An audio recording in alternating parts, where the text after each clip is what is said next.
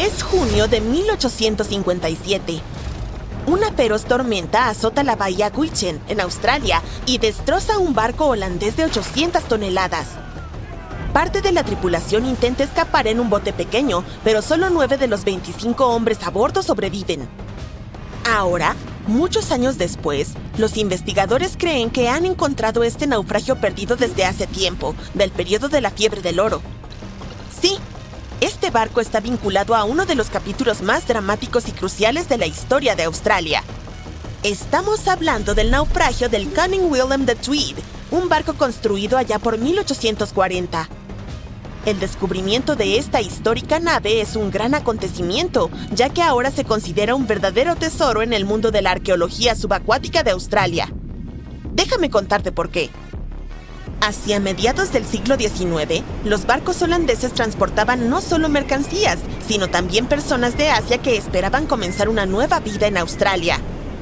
Y todos perseguían una cosa: oro. Sí, el metal precioso fue descubierto en Australia en 1851. Bueno, oficialmente al menos. En realidad se había encontrado unos años antes, pero digamos que las autoridades decidieron mantener ese pequeño detalle fuera de los periódicos. De todos modos, el gran descubrimiento público ocurrió en 1851, cuando un buscador de oro australiano llamado Edward Hammond Hargreaves lideró una expedición en la región de Nueva Gales del Sur y decidió contarles a todos su hallazgo. Y así comenzó la fiebre del oro. Las noticias se difundieron rápidamente.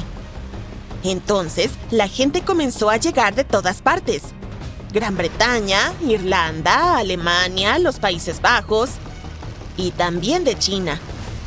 Se estima que, para ese entonces, alrededor de 20,000 chinos habían llegado a los campos de oro en Victoria. Para 1861, aproximadamente el 3% de la población australiana había nacido en el país asiático. La mayoría provenían de la región sur de Guangdong, la cual pasaba por tiempos realmente difíciles en aquel entonces. Habían enfrentado de todo: invasiones extranjeras, inundaciones y escasez de alimentos. Muchas personas lo habían perdido todo. Su dinero se había esfumado, sus hogares estaban destruidos, ni siquiera podían permitirse un bocado para comer. No había una salida clara de la pobreza en la que se encontraban atrapados. Pero luego empezó a correr la voz. Había un campo de oro en algún lugar de un territorio británico lejano. Escucharon historias sobre personas de todo el mundo que iban allí, que era un lugar pacífico, lleno de oportunidades y que la tierra misma tenía todo lo que necesitabas. Sonaba como un sueño. No pasó mucho tiempo antes de que comenzaran a llamarlo Xinjiangshan, o Nueva Montaña de Oro. Así que muchos juntaron lo poco que les quedaba para llegar a Australia y comenzar de nuevo. Era una oportunidad para una vida mejor, una posibilidad de sacar a familias enteras de la pobreza. Pero llegar no era barato ni fácil. Tenían que viajar en enormes barcos, y el viaje promedio desde la provincia de Guangdong hasta Sydney o Melbourne era de unos 3 meses. En algún momento, las autoridades australianas decidieron imponer un impuesto a las llegadas chinas. Cada pasajero que desembarcara en los puertos de Victoria tenía que pagar un impuesto de capitación de 10 libras. Entonces, ¿qué crees que pasó? Las rutas cambiaron, por supuesto. En lugar de atracar directamente en Victoria, los barcos comenzaron a detenerse en Robe, un pueblo ubicado en la parte sureste de Australia del Sur. Desde allí, las personas caminaban alrededor de 400 kilómetros hasta llegar a los yacimientos de oro, solo para evitar pagar el impuesto. Y en esta zona es exactamente donde se descubrió el Cunning William de Tweed. Sí, nuestro barco holandés fue encontrado frente a la costa de Robe. Y fue uno de los muchos barcos que llevaron pasajeros chinos a Australia. Ahora puedes ver por qué es históricamente importante, ¿verdad? El 16 de junio de 1857 desembarcó a unas 400 personas para que pudieran comenzar de nuevo su vida. Sin embargo, el barco en sí no tuvo un final feliz. Después de dejarlos, se suponía que debía continuar su viaje, pero se desató una tormenta. Así que el barco tuvo que echar anclas y esperar en la bahía de Gwich'en. El clima empeoraba cada vez más. El ancla comenzó a arrastrarse y para el 30 de junio se había perdido por completo. El capitán, llamado Hendrik Giesen, tuvo que actuar rápido. Tomó la decisión de encallar el barco con la esperanza de salvar tanto la nave como a su tripulación. Pero hubo un problema. El barco encalló en Long Beach, a unos 5 kilómetros al este de Robe, y comenzó a desmoronarse rápidamente en los mares agitados. El resto de la historia es trágica. 16 marineros se ahogaron cuando uno de los botes pequeños del barco se volcó. Solo 9 hombres lograron salir con vida. El capitán Giesen permaneció a bordo del naufragio. Finalmente, llegó a la orilla aferrándose a un barril. Afortunadamente, las personas que estaban en la playa lograron sacarlo del mar usando una cuerda. Unos meses después, las cosas del naufragio fueron vendidas a un hombre de Robe llamado Jacob Chambers por 225 libras, que era una cantidad bastante grande de dinero en esa época. Y eso se debe a que la gente pudo salvar una buena cantidad de objetos del naufragio, como la campana, algunas puertas y tablones de madera del casco.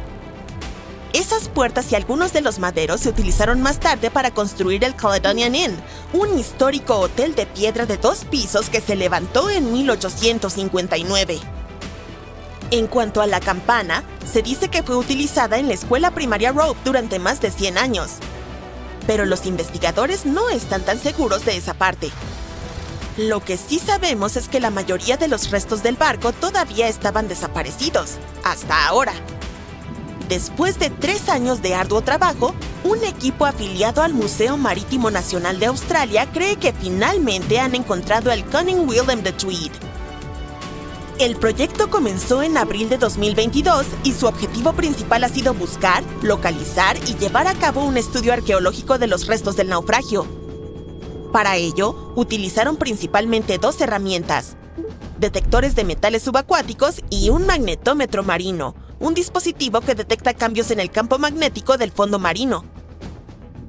Pronto, esta tecnología comenzó a detectar un montón de anomalías en el área donde se creía que estaba el naufragio. Y por anomalías me refiero a señales extrañas, pistas de que algo podría estar enterrado bajo el lecho marino, probablemente oculto bajo capas de arena o lodo.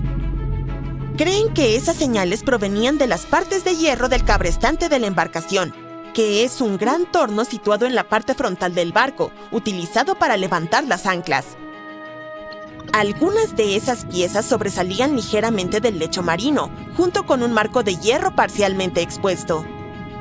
También divisaron una tabla de madera bien conservada debajo del cabrestante, lo que sugiere que el casco del barco se encuentra todavía allí abajo, solo que enterrado bajo la arena. Entonces, ¿por qué están tan seguros de que este naufragio es el del Cunning William de Tweed? Bueno, básicamente por 3 razones. Primero, la ubicación. El lugar donde detectaron esas señales coincide con relatos históricos sobre dónde se hundió el barco. Y resulta ser el único naufragio conocido en esa parte de Long Beach. Segundo, el tamaño. El grupo de señales magnéticas coincide con la longitud documentada del barco, que es de unos 43 metros. Tercera y última razón.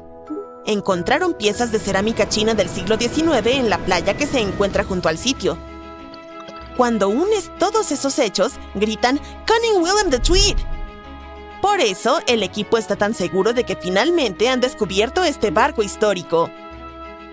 Pero aunque tienen buenas razones para creerlo, todavía hay que realizar más investigaciones. Por eso, están planeando futuras visitas al sitio para seguir monitoreando la situación. El objetivo es revisar el estado del barco y buscar más partes del casco o artefactos que puedan quedar al descubierto a medida que el lecho marino cambie con el tiempo.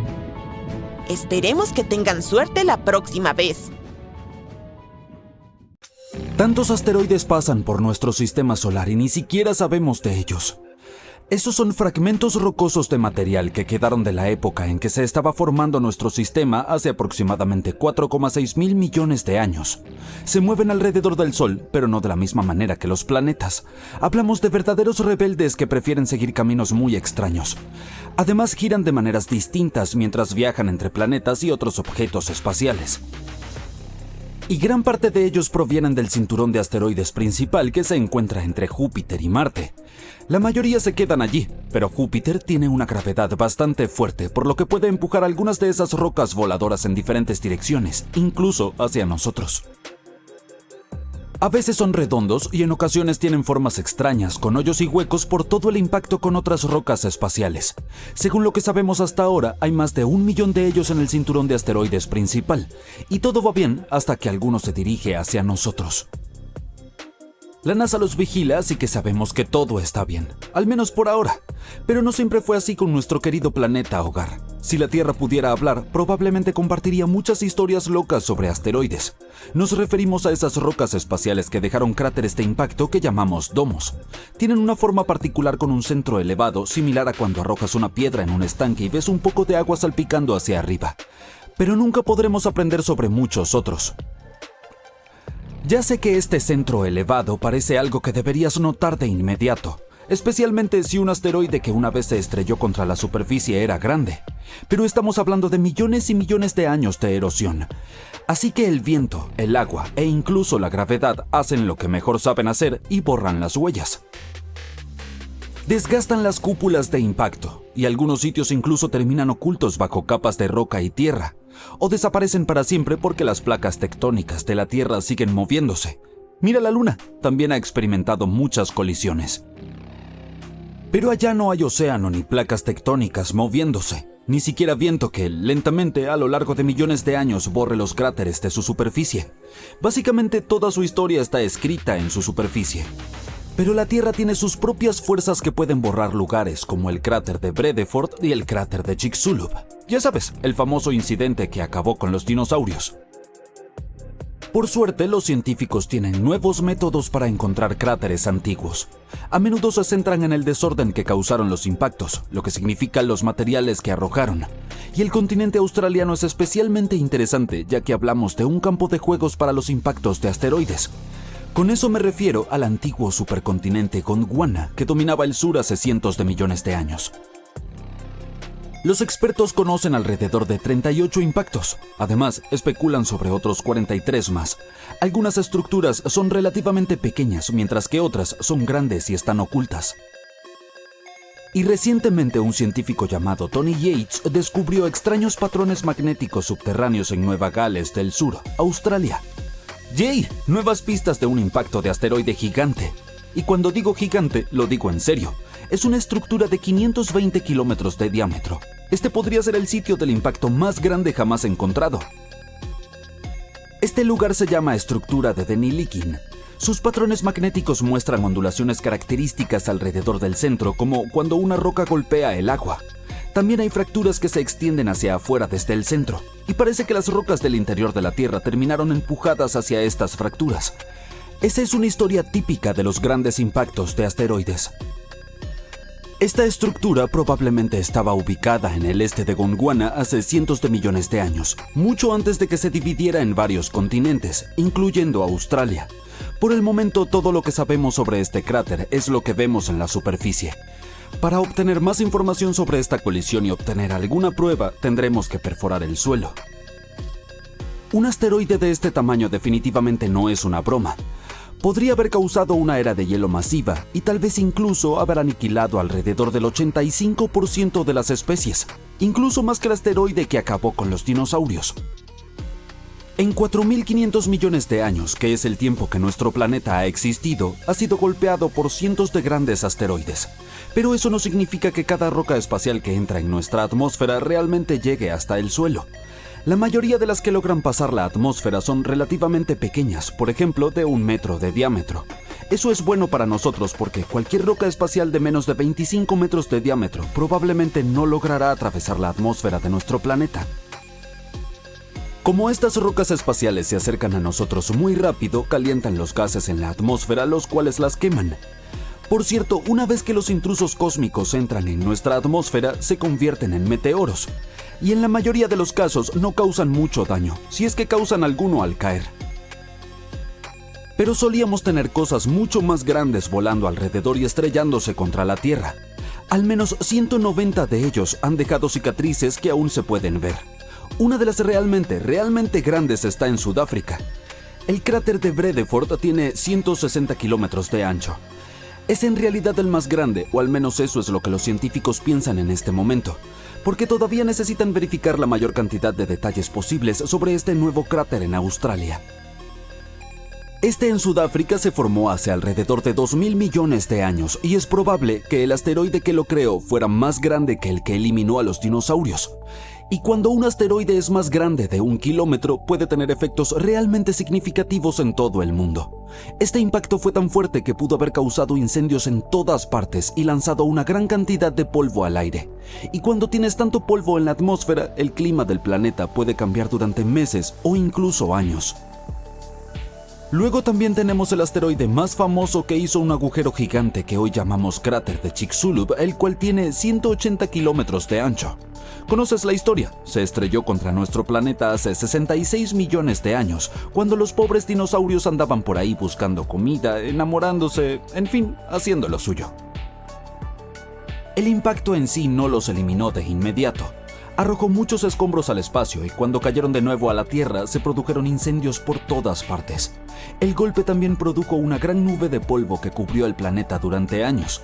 Esta nube bloqueó la luz del sol, la cual perjudicó a las plantas y toda la cadena alimenticia. Incluso aquellos dinosaurios que sobrevivieron al impacto y a esas difíciles condiciones tuvieron dificultades para encontrar comida, así que no lo lograron. Al menos nos dejaron muchos fósiles y se convirtieron en inspiración para películas e historias. Hace mucho tiempo, hace 1.800 millones de años, en Canadá, algo grande chocó contra nuestro planeta y dejó un gran agujero que hoy conocemos como la cuenca de Sudbury. La gente solía pensar que había sido producida por un asteroide, pero ahora, algunos expertos piensan que podría haber sido un cometa gigante compuesto de una mezcla de hielo y rocas. Sin embargo, el agujero casi ha desaparecido debido a las condiciones climáticas, pero la gente aún puede extraer hierro y níquel allí y al mismo tiempo encontrar los restos de cualquier objeto espacial que haya caído en el lugar. Si te adentras en el sur de la India, encontrarás un gran cráter llamado Lonar. Los lugareños lo descubrieron hace 200 años y creyeron que podría ser un volcán. Pero ahora sabemos que es el rastro de un meteorito que se estrelló contra el suelo hace unos 35 a 50 mil años. Lo especial de este cráter es que es el único conocido que se formó en un tipo de roca llamado basalto. Alrededor de él hay colinas cubiertas de árboles y animales como pavos reales y gacelas viven allí. A las aves también les gusta visitar el lago cercano al cráter durante el invierno. Y el lago en sí mismo es bastante interesante también. Puede volverse rosa debido a todos esos diminutos organismos que viven allí, pero este cambio de color no dura mucho.